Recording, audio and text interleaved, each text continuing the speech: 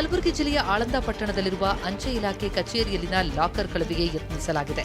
ಬಾಗಿಲು ಮುರಿದು ಒಳ ಪ್ರವೇಶಿಸಿದ ಕಳ್ಳರು ಹಳೆ ಲಾಕರ್ನಲ್ಲಿದ್ದ ಸುಮಾರು 6 ಲಕ್ಷ ಹಣವನ್ನ ಕದಿಯೋದಕ್ಕೆ ಯತ್ನಿಸಿದ್ದಾರೆ. ಆದರೆ ಲಾಕರ್ ಓಪನ್ ಆಗದೇ ಇದ್ದಾಗ ಬಂದ ದಾರಿಗೆ ಸುಂಕವಿಲ್ಲದೆ ಕಾಲ್ಕಿತ್ತಿದ್ದಾರೆ. ಕಚೇರಿಯಲ್ಲಿದ್ದ ದಾಖಲೆಗಳೆಲ್ಲ ಚೆಲ್ಲಾಪಿಲ್ಲಿಯಾಗಿವೆ.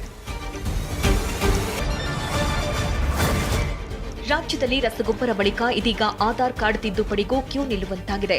ಕೊಪ್ಪಳ ಜಿಲ್ಲೆ ಕನಕಗಿರಿಯಲ್ಲಿ ಆಧಾರ್ ಕಾರ್ಡ್ ತಿದ್ದುಪಡಿಗೆ ಜನ ಹರಸಾಹಸ ಪಡೆದಿದ್ದಾರೆ. ಮುಂಜಾನೆಯಿಂದಲೇ ಆಧಾರ್ ತಿದ್ದುಪಡಿಸಲು ಸರತಿ ಸಾಲಿಗೆ ಪ್ಲಾಸ್ಟಿಕ್ ಚೀಲ, ಆಧಾರ್ ಕಾರ್ಡ್ ಇಟ್ಟಿದ್ದಾರೆ.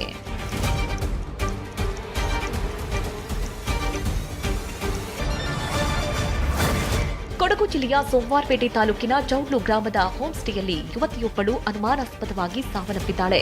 ಮೈಸೂರು ಯರಗನಹಳ್ಳಿಯ ಪಾಪಣ್ಣ ಬಡಾವಣೆ ನಿವಾಸಿ 27 ವರ್ಷದ ವಿನುತಾ ಮೃತದರ ದೈವಿ. ಗ್ಯಾಸ್ ಗೀಸರ್ನಿಂದ ವಿಷಾನಿಲ ಸೋರಿಕೆಯಾಗಿ ಮೃತಪಟ್ಟಿರುವ ಶಂಕೆಯಿದೆ.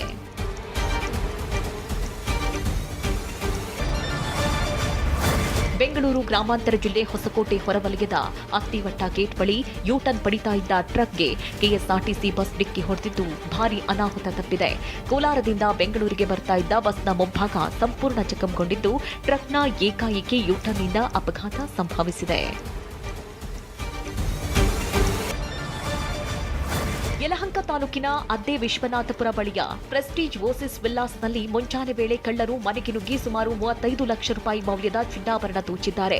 ಮನೆಯ ಮಾಲೀಕ ಮಲಗಿದ್ದ ವೇಳೆ ಕಿಚನ್ ಬಾಗಿಲಿಂದ ಒಳನುಗ್ಗಿದ 3-4 ಮಂದಿ ಅಪರಿಚಿತರು ಮಾಸ್ಕ್ ಹಾಗೂ ಲೈಟ್ ಧರಿಸಿ ಕಳ್ಳತನ ನಡೆಸಿದ್ದು ದೃಶ್ಯಗಳು ಸಿಸಿಟಿವಿಯಲ್ಲಿ ಸೆರೆಯಾಗಿವೆ. ಎಐಸಿಸಿ ಕಾರ್ಯದರ್ಶಿ ಹಾಗೂ ಮಾಜಿ ಸಿಎಂ ದಿವಂಗತ ದೇವರಾಜ್ ಅರಸು ಮೊಮ್ಮಗ ಸೂರಜ್ ಹೆಗ್ಡೆ ಹಠಾತ್ ಹೃದಯಾಘಾತದಿಂದ ಸಾವನ್ನಪ್ಪಿದ್ದಾರೆ. ಚಿಕಿತ್ಸೆ ಫಲಕಾರಿಯಾಗದೆ ಬೆಂಗಳೂರಿನ ಎಂಎಸ್ ರಾಮಯ್ಯ ಆಸ್ಪತ್ರೆಯಲ್ಲಿ ಮೃತಪಟ್ಟಿದ್ದಾರೆ. ಸೂರಜ್ ಹೆಗ್ಡೆ ತಮಿಳುನಾಡು ಮತ್ತು ಪುದುಚೇರಿ ಕಾಂಗ್ರೆಸ್ ಉಸ್ತುವಾರಿಯಾಗಿದ್ರು. ಸೂರಜ್ ನಿಧನಕ್ಕೆ ಸಿಎಂ ಡಿಕೆ ಶಿವಕುಮಾರ್ ಸಂತಾಪ ಸೂಚಿಸಿದ್ದಾರೆ.